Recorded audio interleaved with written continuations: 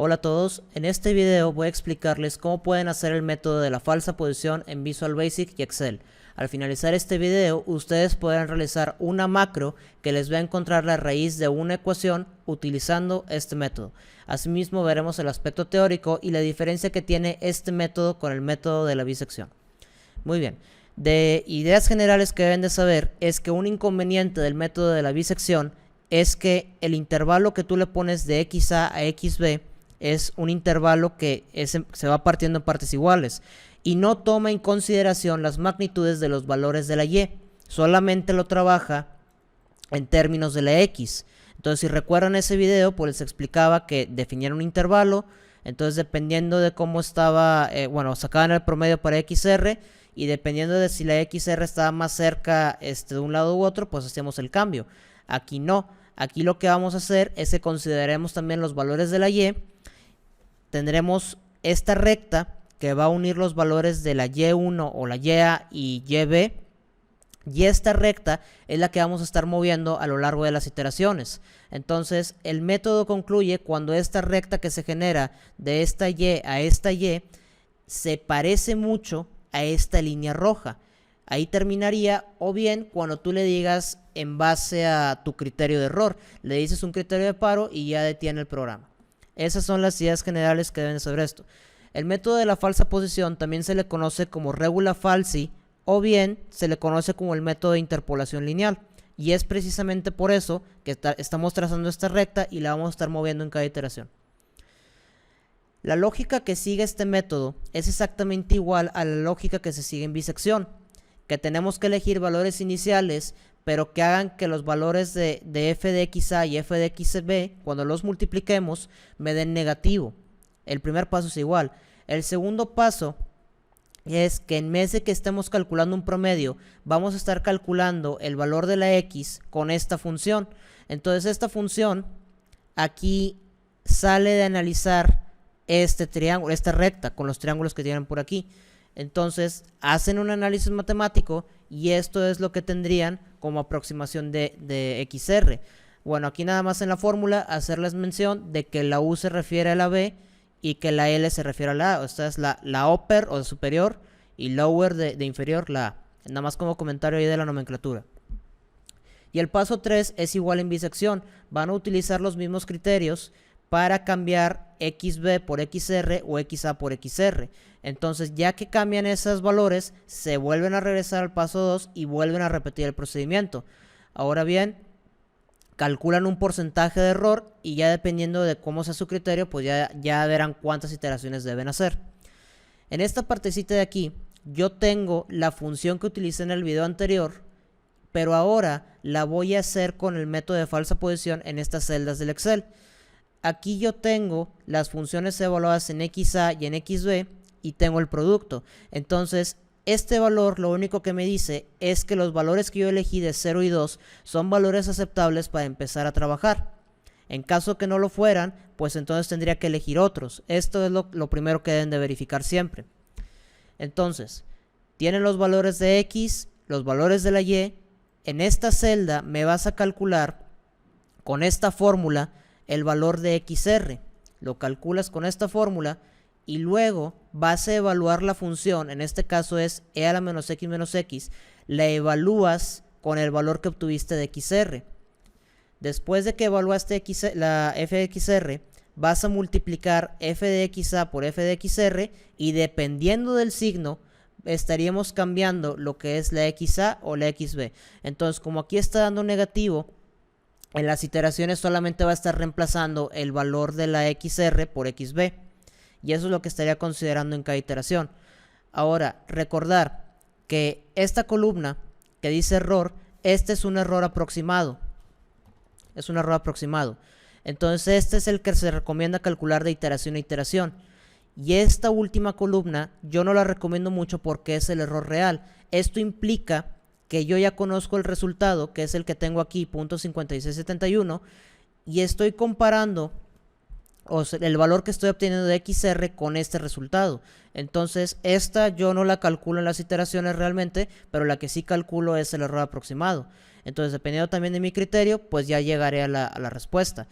Ahora bien, recordar que esa es una manera de hacerlo, y la otra manera es que el valor de f de xr se parezca mucho a 0. Entonces de las dos maneras, bueno, que es parte de lo que dice aquí.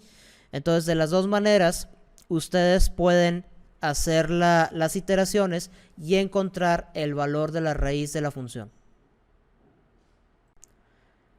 Muy bien, a continuación voy a mostrarles cómo pueden desarrollar un código en Visual Basic para que les genere una macro de tal manera que presionen este botón y les va a arrojar toda la tabla con todas las iteraciones, y aquí les va a decir el resultado final. Ahora también pueden tener este botón que les dice borra todo crack, nos borra la tabla y el resultado.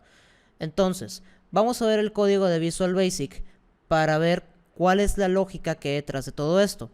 Una parte muy importante aquí es que Excel no sabe cuál es la función que nosotros vamos a trabajar. Entonces nosotros la tenemos que definir de una manera recursiva. Para eso, lo primero que deben de hacer siempre es venir aquí, decirle function f de x, y aquí van a poner la función que vayan a trabajar. En este caso, exponente de menos x. Esa sería la función. Si ustedes tuvieran una función nueva o una función diferente, entonces tendrían que venir aquí, borran esto y le escriben la función que ustedes vayan a trabajar. Ahora, eso es la función, esa es la recursividad. Este código que ven aquí, esto es el método de la falsa posición. Entonces esta primera parte que dice limpiar hoja, pues como su nombre lo dice, solamente va a limpiar los datos, va a borrar la tabla, le va a borrar el formato, le va a borrar el relleno, y aquí va a borrar la celda donde imprime el resultado final. Después tenemos esta parte que es iniciar las variables del ciclo de control. Como vamos a utilizar un ciclo while, es muy importante que antes del ciclo nosotros le digamos a Excel cuáles son las variables con las que vamos a estar trabajando. Entonces la i es el contador, ea es el error aproximado, aquí nada más aproximado, crit cells 5,6, este es el criterio de paro. Entonces aquí en el Excel yo le estoy diciendo directamente cuál es el criterio de paro que yo quiero manejar. En este caso son 4 ceros y luego un 1. Ustedes pueden ponerle el criterio de paro que ustedes quieran, pero en este caso voy a manejarlo así.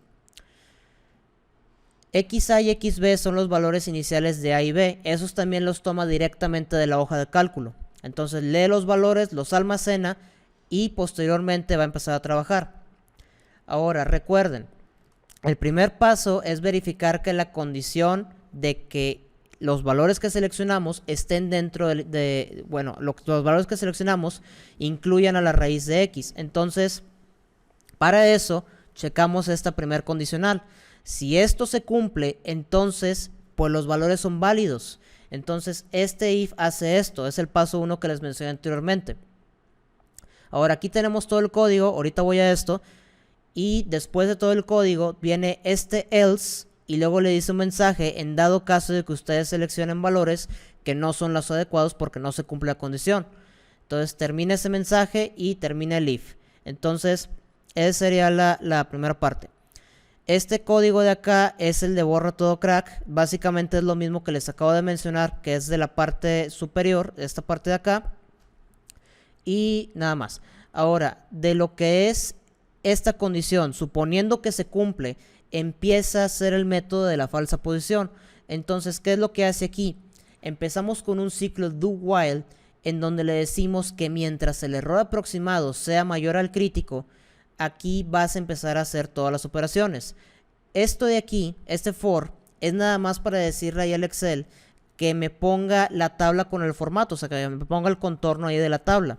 Esto lo va a hacer todas las filas, o sea, todas las iteraciones que va a hacer de filas, hasta las 9 columnas que son aquí, de estas 9 columnas que tengo de todo esto. 4, 5, 6, 7, 8, 9, ok. Entonces esa es la función del ciclo for, solamente le va a dar formato a esas celdas para que tengan el contorno de tabla. Después tenemos esta parte de aquí, esto solamente me va a imprimir el contador, el valor de XA, de XB, las funciones evaluadas, y aquí me va a evaluar la falsa posición, aquí me calcula XR. Entonces ya que me calcule XR, lo va a imprimir en esta celda, va a evaluar la función que le dije aquí arriba con XR y luego va a ser el producto de f de XA por f de XR. Entonces este de aquí es el que necesita para que vaya cambiando los valores, que si es el límite inferior o el límite superior. Ahora, Algo que no había hecho en otros videos anteriores y que esto está un poco más optimizado es que le estoy diciendo aquí una condicional más para que en la primera iteración, cuando la i vale 0, solamente no me imprima el valor del error aproximado. Si la i es distinta de 0, pues entonces imprímeme todo lo que es el cálculo de error aproximado, porque recuerden que cuando es igual a 0, pues no tenemos un valor que evaluar de ahí del aproximado. Después va a almacenar la variable xr anterior con x anterior y luego va a hacer la comparativa para ver la nueva iteración. Si este producto es negativo, reemplázame xb igual a xr. Si es positivo, me reemplazas xa con xr. Y si es igual, entonces aquí terminas el ciclo, porque esa es una manera de ver que también está la solución ahí. Entonces termina este condicional, le aumentas al contador y esto lo vas a ciclar. Entonces cuando termine, el resultado final lo va a imprimir en esta celda 6,f y pues básicamente nos da la respuesta final. En dado caso, y nuevamente como les dije hace un momento, en dado caso que tengamos valores de XA y XB que no sean los adecuados, pues nos va a arrojar un mensaje que nos diga selecciona otros valores. Muy bien, una vez explicado el código, vamos a ponerlo a prueba. Entonces supongamos que aquí, en vez de que sea de 0 a 2, vamos a decirle que sea de 0 a 3, porque aquí no está el valor de la raíz. Entonces al momento en que yo le diga, calcúlamelo con este criterio de paro, ¿qué me va a decir? Que seleccione otros valores iniciales, porque checa la condición inicial que dice que el producto de las dos funciones evaluadas pues sea negativo, y aquí no va a ser negativo, va a ser positivo. Si ustedes no pusieran esta condición, lo que va a hacer el Visual en algunos casos es que les va a generar un error que se llama error de desbordamiento. Eso quiere decir que va a haber un punto en el que la diferencia de las dos funciones o las dos funciones pueden valer 0. Entonces hace la división algo entre 0 y pues eso está indefinido y pues por eso se genera ese error. Entonces vamos a decirle aquí que sea de 0 a 2. Le decimos calcúlamelo con ese criterio de paro y me hace las iteraciones. Entonces el método termina en 6 iteraciones, me da el valor aquí de XR con un error de 0.00034%. Entonces de esta manera pues podemos encontrar la solución de una función con el método de falsa posición. Ya por último voy a comparar esto que hicimos con el método de bisección. Si se fijan, aquí fueron 6 iteraciones con ese porcentaje de error a este criterio de paro. Y si yo voy al de la bisección, yo tuve que haber hecho 18 iteraciones con el mismo criterio y me da un porcentaje de error similar. Entonces, de manera general, el método de la falsa posición es más eficiente que el de la bisección. Sin embargo, hay escenarios, hay algunas funciones en los cuales se recomienda bisección porque la falsa posición tiene un problema que se llama estancamiento lateral. Entonces si se fijan aquí, todos estos valores de la XA pues son iguales y esto los va moviendo y está bien, o sea, eso es por el criterio que le estamos diciendo acá. Pero el problema es que hay algunas funciones, sobre todo las que son polinómicas, que hacen que esto les genere muchas iteraciones. Entonces si yo cambio aquí la función, vamos a decirle aquí al Visual, vamos a cambiar la función aquí que sea x elevado a la 10 y a esto le restamos 1.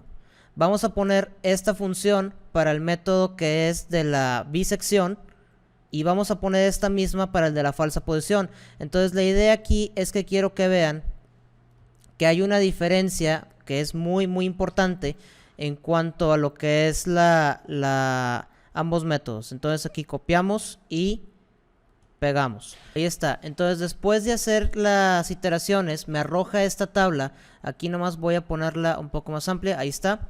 Y si se fijan, la falsa posición, vean todas las iteraciones que tuvo que hacer para darme el resultado con ese margen de error que le pedí.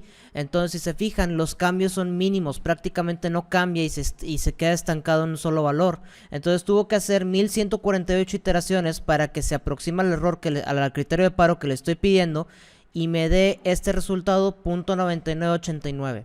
Entonces esto definitivamente no es eficiente y no se recomienda porque bueno, pues hay un estancamiento lateral ahí, y eso es el efecto. Entonces, si yo vengo a aplicar el método de la bisección para este problema, le damos play,